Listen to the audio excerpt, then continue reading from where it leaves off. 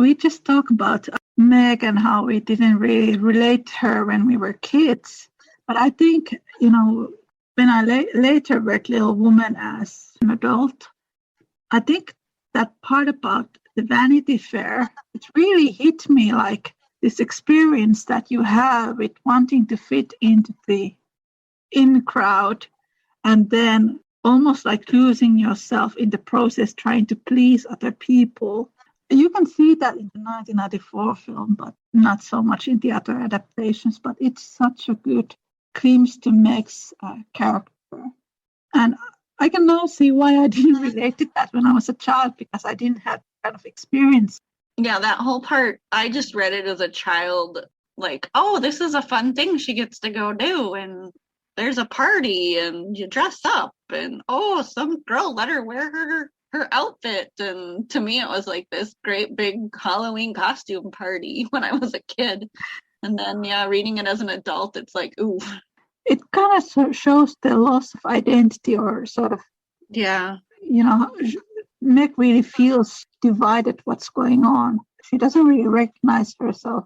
She doesn't want to fit in with the girls, but it doesn't. So, yeah, it is. She's very conflicted internally at what's going on and how she's kind of letting herself be led by them and dressed up by them. And part of her wants to, and the other part of her is going, wait a minute, this isn't me. This isn't how I was brought up. This isn't how I want to be portrayed. But it's also kind of fun to be in the spotlight.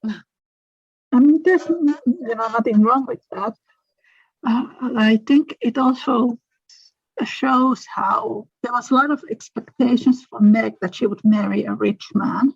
And then it kind of shows her shared values with John when she actually realizes that maybe this is not the life that I want for myself.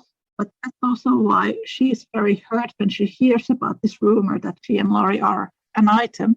And I think Meg more saw Laurie as sort of an annoying little brother, sometimes annoying little brother.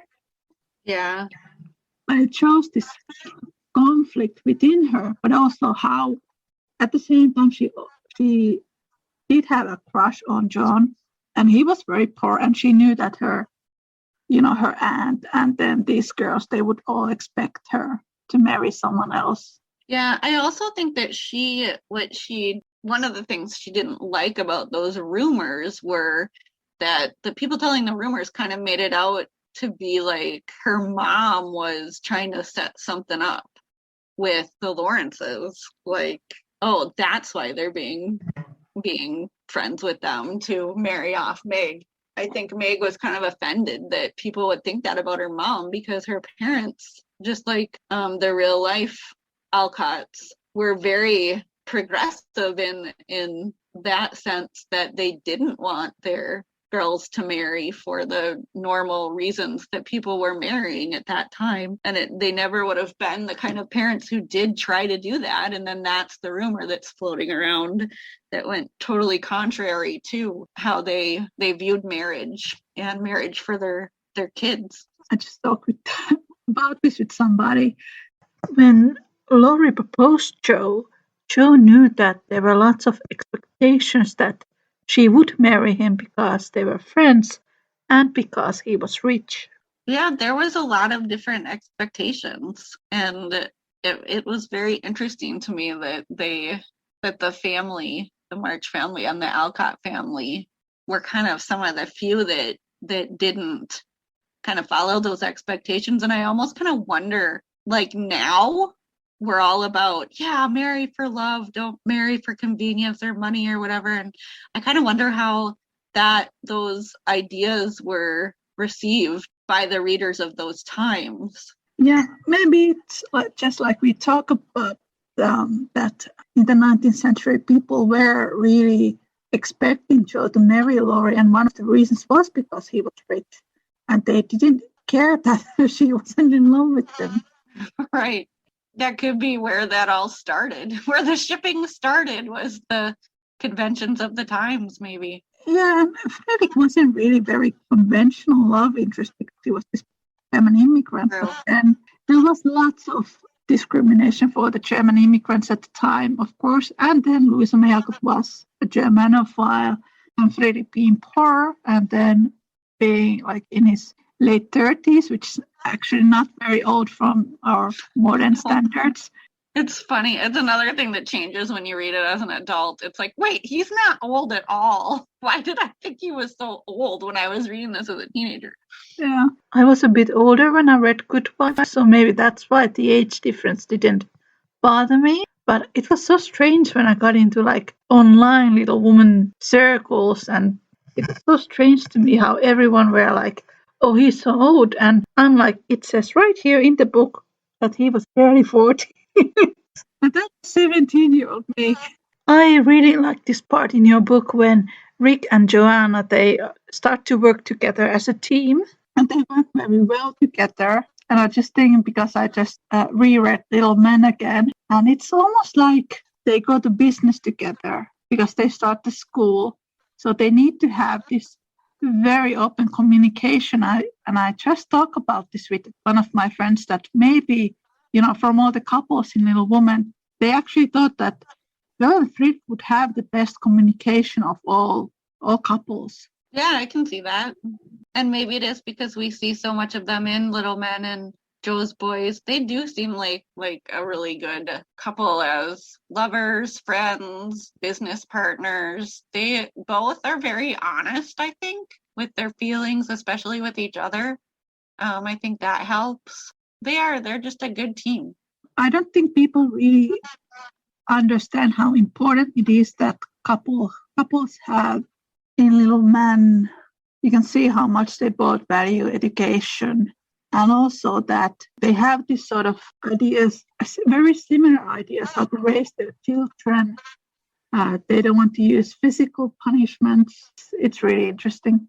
And the same with Amy and Laurie. They like the same things, and they like, Amy and Laurie are more of the let's go out to a fancy party and let's fund some kind of a museum or whatever. And they both like the fancy things in the museums and that kind of life. And Jo and Friedrich, yeah, like you said, they're both into literature and language and learning and raising all those kids. A lot of those boys either were orphans themselves or didn't have very good opportunities or had broken families, and they took them in and kind of shaped their childhoods, really. I really need to go in and finish reading Jo's Boys. Now I want to read that instead of what I'm supposed to be reading. Yeah, there was one more thing I was thinking about. Like you talk about the art fair in your book, and then in Little Woman, and then also the Meg going to Vanity Fair. I was just chatting with somebody that Jo doesn't really have that many, or maybe not at all, female friends in the actual novel. But Meg and Amy do. Jo doesn't. That's true. Yeah, I never thought about that. Her sisters, but not really female friends outside of the family. That's a good point. My friend pointed this out, that it's interesting how a lot of people seem to think that Jo is an ultimate feminist, when there are lots of times in the novel when she doesn't seem to really like other women. But then I think she's more feminist in Jo's Boys. It's very gradual process that she grows, understanding, the woman's struggle. I kind of saw Amy more as a feminist because she wants to help female students and wants to make her female guests feel comfortable when they come to her picnic and so on. First, Laurie is Jo's best friend, and then she falls in love with Friedrich, and he becomes her best friend. It's not necessarily a bad thing, but it's interesting. It's just interesting, yeah. I guess she kind of pours herself into her school and her relationships with the kids and her family, which is interesting for the independent one. Louisa May Alcott, she had lots of sort of boyfriends, friends who were boys when she grew up, and then there were all these young boys she likes to hang out with, and then her falling in love with her older male friends. I haven't really seen her having that many female friends either when she was younger. But I think that's true. There were lots of women who she admired, but I don't really see her, haven't really read anything about her. I wish that she had very close female friends. But maybe, when you have these very close relationships with your sisters, maybe you don't need female friends outside that. Yeah, maybe. I don't have any sisters. I just have a brother. So I don't know. Yeah. That's a really interesting observation by your friend. Yeah, and like Jo starts a school for boys, and people are like, why she starts a school for boys if she's a feminist? Like, right. Well, Jo always loved boys, but then she was always a very maternal character. There's a couple girls who are in her school, but it was almost kind of like okay, they can come too. Not really a conscious, let's have boys and girls. It was boy focused, and then I'll let these other girls come. In Jo's boys, they are expanding the campus and they have more female students there. And there's this really interesting scene where Jo sees these male students sort of flirting with the female students or being a bit inappropriate, and then Jo gets mad, and you can kind of see this connection between her relationship with Laurie. Yeah, I'm looking forward to reading it. Yeah. I also thought it was kind of funny in Little Men how Laurie would swoop in and be the fun uncle. Like he has matured, and we saw him mature, but at heart he's still just the let's do something silly. In the entire book series, I think in every single book, there's a scene where Laurie is like, "Thank you, Jo, for being the person who raised me. I would have been lost without you." Yeah, I always liked those parts. They're kind of sweet. Yeah. But you can see how Jo really always had that maternal side of her. But then Louisa May Alcott as a nurse, and she was a very maternal person, so of course Jo is like that as well. In your version, Jo sees herself as somebody who has rather unusual interests, but then she also compares herself to her sisters, who are more conventional. There was a little bit of that dynamic, and I wonder, I can't really think of in the original if she really cared. I don't think she really cared and compared herself, but yeah, in mine I did do a little bit of the comparison of the sisters, and because I think that's pretty normal to compare yourself to your sisters. In the novel, Jo feels that her sisters get things easier because they are more feminine and conventional. And it's understandable because during that time period, when you were more feminine versus being this sort of a tomboy, you might get things easier, or people would have different reactions towards you. Yeah, you saying that reminded me. She makes a comment about Amy. Amy never has to struggle. And it's like, maybe that's just your perspective, Jo. But I do remember that now. She does compare herself with Amy sometimes. I think in the Vanity Fair chapter, Jo was like, I would never go into this type of ball thing. She sees herself above that. Maybe she's also afraid that she will be judged if she goes there. I don't really read lots of young adult novels. Turn and Fredrik love story into this genre. Well, I knew I wanted to write a young adult sweet romance series, so I just kind of had to take things and make them fit. I liked the idea of kind of the creatives bouncing ideas off of each other and kind of working together, even if they don't think they want to work together in the beginning. I guess it kind of goes back to I saw them as good partners, like we talked about the original. They just had to figure out that they would be good partners for each other, and I think they do come to respect each other and work well together. But I do like their little banters in the beginning when they're not quite sure of the other person. In the original book, they have lots of fears that they are going to be rejected by the other person. Fredrik feels that he is not good enough for Jo, and then Jo fears Joe fears that she's not lovable enough for him. Endearing dynamics that they have. Well, you had that in your book as well, how there was a fear of rejection. I think that's pretty universal over genres and times. Like who hasn't felt fear of rejection at some point? So tell me, Jen, where we can find your books. Well, they're on Amazon, the ebook version and the paperback versions.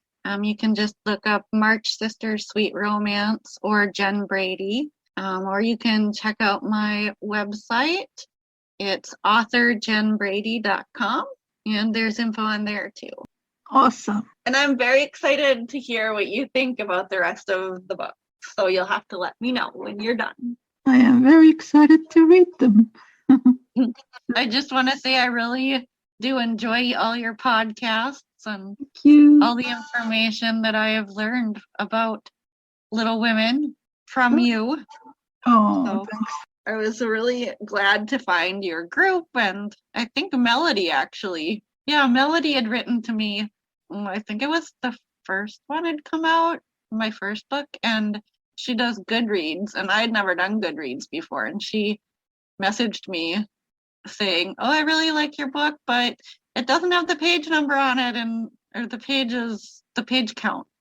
And I guess on Goodreads, something happens with, you can do a challenge where you read so many pages. So I went in and figured out how to put that on the Goodreads site so people could get credit for their pages. And we kind of struck up a conversation, and she's like, "Oh, you have to join this group. It's so good." So that's how I found out about your podcast. That is so amazing. Melodie runs the Little Woman Book Club on Facebook, and she's super nice. But I am no longer on Facebook. But if you are, it's a good group. Well, that's a perfect time to wrap up because my husband just came home. I will contact you again when I have read the rest of the books in March Sister's Sweet Romance Saga. Okay. I hope you really like them. I really want to make more episodes about Meg and Beth as well. And it's so nice that you have covered all the 4 sisters in your novels. They will be nice topics for us to chat about. Well, it's the next book, so. Yeah, I look forward to read it. Well, thanks for having me on. It was great to have you here. That was the chat between me and Jen. Take care and make good choices. Bye.